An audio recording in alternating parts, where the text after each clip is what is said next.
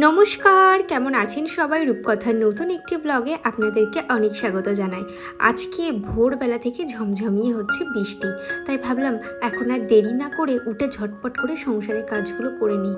আর যেদিন বৃষ্টি হবে সেদিন আমার একটা কাজ কিন্তু কমে যায়, সেটা হচ্ছে জামা কাপড় কাচা। মেয়ে হবার পর থেকেই প্রত্যেক দিন প্রায় আমার জামা কাপড় কাচতে হয়।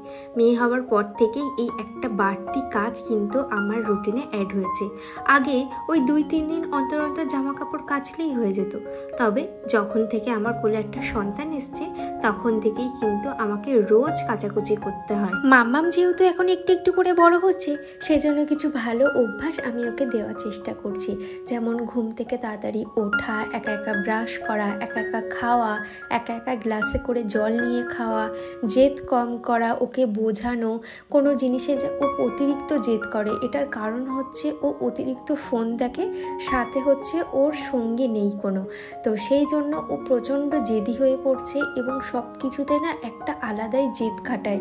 সেই জন্য আমি ওকে যতটা পারি ঠান্ডা মাথায় বুঝিয়ে একটা ভালো অভ্যাসের মধ্যে দিয়ে মানুষ করতে চাইছি। জানি না কতটা কি করতে পারবো, তবে ইচ্ছা আছে একটা ভালো মানুষের মতন মানুষ করা। অর্ধেক চাটা মাম্মামকে খাওয়াতে খাওয়াতেই খাচ্ছিলাম, তারপরে ভাবলাম না, এইভাবে ঠিক চা খেয়ে হচ্ছে না, সেজন্য ওপরে চলে আসলাম। চাটা খেয়ে এখন নিচে চলে আসলাম, কি রান্না করব সেটাই দেখছিলাম। তো ভাবলাম কাঁচকলাগুলো অনেক দিন ধরে নিয়ে এসছে আর দেখলাম পেকে পেকে যাচ্ছে, কিছুটা ধনে পাতা আছে, ভাবছি চপ করব। আর এখানে আছে কলমি শাক। জানেন তো, যখন আমি প্রেগনেন্ট ছিলাম তখন এই কলমি শাক আমাকে একদমই খেতে দেওয়া হয়নি, কারণ হচ্ছে কলমি শাক কিন্তু প্রেশার কমিয়ে দেয়, আর প্রেশার কমানো মানে একটা প্রেগনেন্সিতে কিন্তু অনেক বড় প্রবলেমে পড়তে হয়।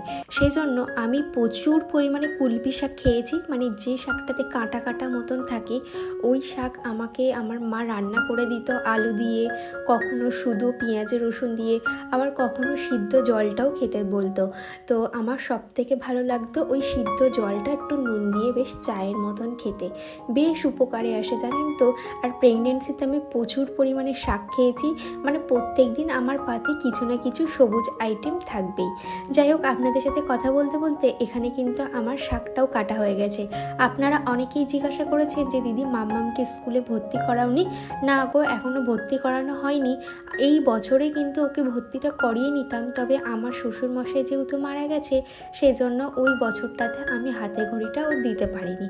তো এই বছর ইচ্ছা আছে নিজের ঘরে সরস্বতী ঠাকুর পুজো করব এবং সেই সময় মাম্মামকে হাতে খড়ি দিয়ে নেব, তারপরে মাম্মামকে স্কুলে ভর্তি করাবো। এদিকে দেখুন, রান্নার দিকে আমার প্রায় জোগাড় যন্ত্রী সব হয়ে গেছে। সকালে টিফিনের জন্য রুটি করেছিলাম আর আলু ভাজাও করেছিলাম, আর এখানে সব কিছু জোগাড় করে নিয়ে এখন রান্নাটা বসিয়ে দিচ্ছি। আজকে ভাবছি কচুরমুখী আলু দিয়ে চিংড়ি মাছ দিয়ে ঝোল করব। অনেক দিন পর কিন্তু কচুরমুখী খাওয়া হচ্ছে। একটা দিদিভাই আমাকে কমেন্ট করেছে, দিদিভাইয়ের নাম নিশা। দিদিভাই লিখেছে, তোমার ঘর গোছানো, রান্না, নিজের যত্ন, তারপর নিজের বাবার বাড়ি গিয়ে গুছিয়ে সব কিছু করো, খুবই ভালো লাগে। থ্যাংক ইউ দিদিভাই, এইভাবে আমার পাশে থেকো এবং আমার কাজ যে আপনাদের ভালো লাগছে এটাই আমার কাছে অনেক বড় পাওনা। কেন করব না নিজের বাবার বাড়ি গিয়ে কাজ? এটাও যেরকম আমার বাড়ি, ওটাও কিন্তু আমার বাড়ি, তবে ওই জায়গাটাতে আমি বড় হয়ে উঠেছি, এখন বিয়ে হয়ে গেছে বলে আমি কিন্তু এখানে, তবে ওই বাড়িটাও কিন্তু আমার প্রথম বাড়ি। তো ওই বাড়িটাও গুছিয়ে রাখা কিন্তু আমার দায়িত্ব, আমার কর্তব্য। শুধু আমার বলে না, প্রত্যেকটা মেয়েরই কিন্তু এটা উচিত যে যখনই বাবার বাড়ি যাবে বাবার বাড়ির কাজগুলোকেও যেন গুছিয়ে করে। বেসিক্যালি কি হয়, আমরা যখন মায়ের কাছে যাই তখন কিন্তু আমরা অনেকটা আলসে হয়ে পড়ি।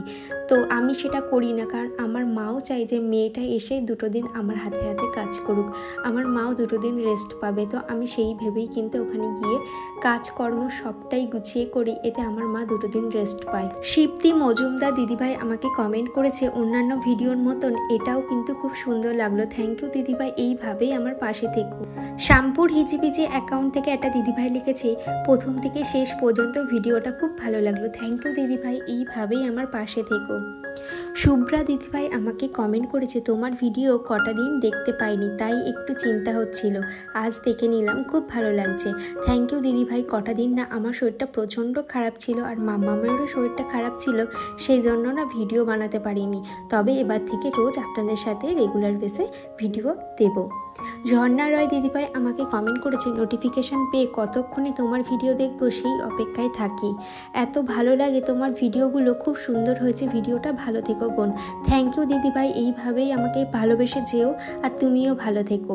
আর একটা কথা আপনাদের সাথে শেয়ার না করলেই নয়, আমি যখন ভিডিও আপলোড না করি আমি কিন্তু কমিউনিটি পোস্টের মাধ্যমে আপনাদের সাথে শেয়ার করি যে কোনো প্রবলেম হয়েছে কিনা।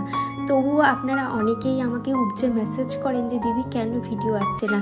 এই জিনিসটা কিন্তু আমার ভীষণ ভালো লাগে। অ্যাকচুয়ালি কি হয়, আমরা যখন নিজের কোনো কাছের মানুষের খোঁজ খবর পাই না তখন কিন্তু খুব চিন্তায় পড়ে যাই।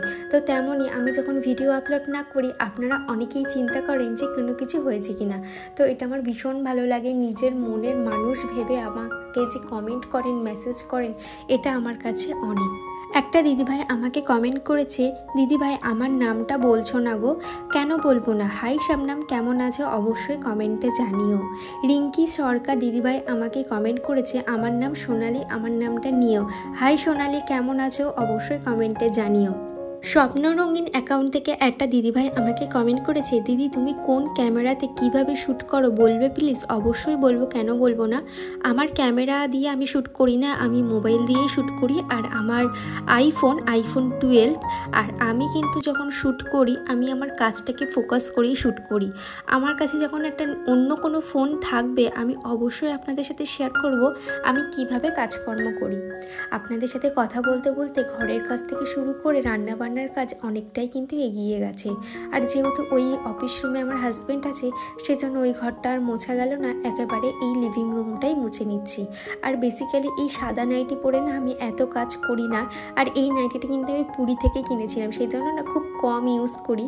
আমার না কোথাও গিয়ে কিছু কিনলে না তো সেই জিনিসটা আমার তুলে যত্ন করে রেখে দিতে খুব ভালো লাগে, ওটা আমি খুবই কম ইউজ করি।